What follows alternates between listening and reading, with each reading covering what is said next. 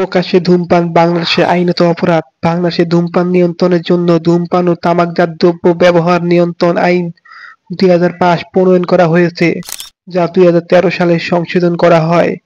আইন অনুযায়ী গুরুত্বপূর্ণ বিষয়সমূহ: ১. প্রকাশ্যে ধূমপান নিষিদ্ধ।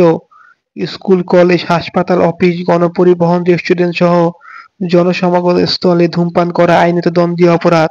২. জরিমানা। প্রকাশ্যে ধূমপানের সর্বোচ্চ ৩০০ টাকা পর্যন্ত জরিমানা করা যেতে পারে।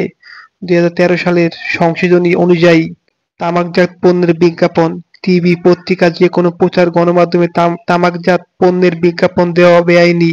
১৮ বছরের নিচে কাউকে তামাকজাত পণ্য বিক্রি করা নিষিদ্ধ। সরকার নির্দিষ্ট স্থানকে ধূমপানমুক্ত এলাকা হিসেবে ঘোষণা করতে পারে, যেখানে ধূমপান করলে আরও বেশি জরিমানা করা হতে পারে। বাংলাদেশে আইন বাস্তবায়নের চ্যালেঞ্জ: আইন থাকলেও অনেক জায়গায় কার্যকরভাবে প্রয়োগ করা হয় না। জনসচেতনতার অভাব রয়েছে। কিছু ক্ষেত্রে আইন প্রয়োগকারীদের দুর্বলতা দেখা যায়।